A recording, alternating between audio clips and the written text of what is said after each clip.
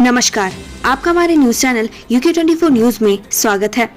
रुड़की में बुजुर्ग महिला की मौत, लुधियाना से शोक जताने आई बहन की जान भी सदमे में गई। रुड़की में बीमारी के चलते एक बुजुर्ग महिला की मौत हो गई। महिला की मौत पर छोटी बहन भी लुधियाना से घर पहुंच गई। बड़ी बहन के शव को देखकर उसकी भी मौत हो गई। दो महिलाओं की मौत के बाद से घर में मातम छाया हुआ है। उत्तरकाशी जन केंद्र शक्ति के हेड ब्रांच मैनेजर का शव जंगल में फंदे पर लटकता मिला। उत्तरकाशी कोतवाली थाना क्षेत्र के बसुंगा साल्ड मोटर मार्ग के जंगल में एक व्यक्ति का शव संदिग्ध परिस्थितियों में पेड़ पर फंदे से लटका हुआ मिला। ये घटना हत्या या आत्महत्या को लेकर सवालों में है। बताया जा रहा है कि उक्त व्यक्ति जन केंद्र शक्ति में हेड ब्रांच मैनेजर के पद पर कार्यरत था। इसको लोगों का पैसा लौटाना था। वहीं संस्थान पर मुकदमा भी दर्ज चल रहा था। 11 लाख की स्मैक के साथ एक तस्कर गिरफ्तार, ड्रग पेडलर की तलाश शुरू। नशे के खिलाफ नैनीताल पुलिस ने बड़ी कार्रवाई की है। एसएसपी पंकज भट्ट ने जानकारी देते हुए बताया कि मंडी चौकी पुलिस ने चेकिंग के दौरान 112 ग्राम स्मैक के साथ तस्कर को गिरफ्तार किया है। पकड़ा गया तस्कर उत्तर प्रदेश बरेली जिले के आंवला का रहने वाला है, जो मोटर वाइंडिंग का कार्य करता है। पकड़ी गई स्मैक की कीमत करीब 11 लाख रुपए बताई जा रही है। उत्तराखंड के सचिवालय कर्मियों ने जयंती पर सरदार पटेल को किया याद, ली राष्ट्रीय एकता की शपथ। आज लौह पुरुष सरदार वल्लभ भाई पटेल की 147वीं जयंती मनाई जा रही है। वहीं देहरादून स्थित सचिवालय में भी अधिकारियों और कर्मचारियों ने शपथ लेकर देश की अखंडता और सुरक्षा के प्रति खुद की जिम्मेदारी को दोहराया। फूलों की घाटी पर्यटकों के लिए हुई बंद। इस साल 20,000 से ज्यादा सैलानी पहुंचे। उत्तराखंड स्थित फूलों की घाटी आज पर्यटकों के लिए बंद कर दी गई है। अब इस इलाके में बारिश से सैर सपाटा मुश्किल हो जाता है, इसलिए शीतकाल में फूलों की घाटी को पर्यटकों के लिए बंद कर दिया जाता है। इस साल घाटी में 20,827 पर्यटक पहुँचे। अब तक घाटी में पहुँचने वाले सर्वाधिक पर्यटकों का रिकॉर्ड है। फूलों की घाटी में आए पर्यटकों से इस साल वन विभाग ने 31 लाख रुपए से अधिक की कमाई की है। दून से हल्द्वानी जा रहे हेलीकॉप्टर में तकनीकी खराबी, कालागढ़ में हुई इमरजेंसी लैंडिंग। जनपद की सीमा से लगे उत्तर प्रदेश की कालागढ़ क्षेत्र में निजी हेलीकॉप्टर में तकनीकी खराबी आ गई, जिसके कारण हेलीकॉप्टर को बीच जंगल में आपातकालीन लैंडिंग हुई। घटना के वक्त हेलीकॉप्टर में 2 पायलट और यात्री शामिल थे। बताया जा रहा है कि हेलीकॉप्टर देहरादून से हल्द्वानी जा रहा था, तभी रास्ते में हेलीकॉप्टर में तकनीकी खराबी आ गई। अपने ही सांसद से संपर्क नहीं कर पा रही उत्तराखंड बीजेपी, वायरल लेटर बटोर रहा सुर्खियां। दिल्ली सांसद माला राज लक्ष्मी शाह एक बार फिर से चर्चाओं में हैं। उनसे जुड़ी बीजेपी की एक लिस्ट वायरल हो रही है, जिसमें बीजेपी नेताओं के कार्यक्रमों की जानकारी दी गई है, मगर माला राज लक्ष्मी शाह के नाम के आगे लिखा गया है उनके संपर्क नहीं हो पा रहा है। ग्लेशियर से पर्यटन भी, प्रलय भी। उत्तराखंड आपदा प्रबंधन विभाग के पास नहीं है ग्लेशियर वैज्ञानिक शोधकर्ता का भी टोटा। हिमालय राज्य उत्तराखंड के आपदा प्रबंधन विभाग में एक भी ग्लेशियर वैज्ञानिक नहीं है। इसके अलावा ग्लेशियर पर शोध करने के लिए शोधकर्ता भी नहीं है। ये तब है जब अभी तक की बड़ी आपदाओं में ग्लेशियर एक बड़ी चुनौती बने हैं।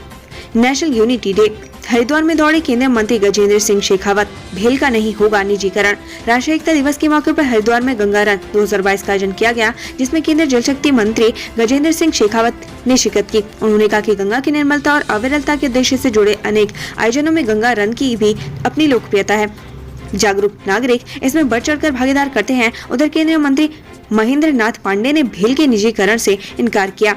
रामनगर वन प्रभाग के पवलगढ़ में गुलदार का शव बरामद, दहशत में ग्रामीण। रामनगर वन प्रभाग के पवलगढ़ में गुलदार का शव मिला है। यह मादा गुलदार थी। प्रथम दृष्टि में मौत का कारण आपसी संघर्ष लग रहा है, लेकिन गुलदार की मौत का असली वजह पोस्टमार्टम रिपोर्ट के बाद ही सामने आ पाएगी।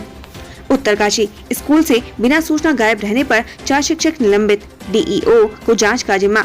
उत्तरकाशी में बिना सूचना के स्कूल में अनुपस्थित रहने पर प्रिंसिपल समेत 4 शिक्षक निलंबित कर दिए गए हैं। इन शिक्षकों को शनिवार को स्कूल में छात्रों की परीक्षा लेनी थी। इसके बाद नाराज परिजनों ने स्कूल में ताला लगवा दिया था।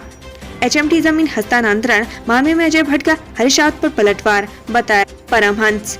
HMT भूमि हस्तांतरण मामले में अजय भट्ट ने हरीश रावत पर पलटवार किया है। अजय भट्ट ने कहा कि हरीश रावत हमारे बड़े भाई के समान है, वह कुछ भी कह सकते हैं, उनको पूरी छूट है। अजय भट्ट ने हरीश रावत पर तंज कसते हुए उन्हें परमहंस कहा है। यात्रा समाप्त, रजिस्ट्रेशन जारी। 3 धाम के लिए खत्म नहीं हो रहा श्रद्धालुओं का क्रेज। कपाट बंद होने के बाद भी करा रहे रजिस्ट्रेशन। उत्तराखंड में 3 धामों के कपाट बंद हो गए हैं। इसके बाद भी लोगों में 4 धाम दर्शन का क्रेज कम होने का नाम नहीं ले रहा। उत्तराखंड के 4 धामों में से 3 धामों के कपाट शीतकाल के लिए बंद हो गए हैं। इसके बावजूद भी 4 धाम यात्रा के लिए जारी किए गए रजिस्ट्रेशन पोर्टल पर अभी भी श्रद्धालु धामों के दर्शन करने के लिए रजिस्ट्रेशन कराते नजर आ रहे हैं। हल्द्वानी में जौहर महोत्सव का समापन, नरेंद्र सिंह नेगी के गीतों पर थिरके लोग। हल्द्वानी में आज 2 दिवसीय जौहर महोत्सव का समापन हो गया है। समापन के मौके पर लोक गायक नरेंद्र सिंह नेगी के गीतों पर लोग जमकर थिरके। जौहर महोत्सव का आयोजन चीन तिब्बत सीमा से सटे सीमांत मुनस्यारी क्षेत्र के जौहर घाटी के लोग अपनी संस्कृति को बचाने के लिए करते हैं। अब 60 साल की उम्र में रिटायर होंगे पीआरडी कर्मचारी, नियमावली में होगा संशोधन।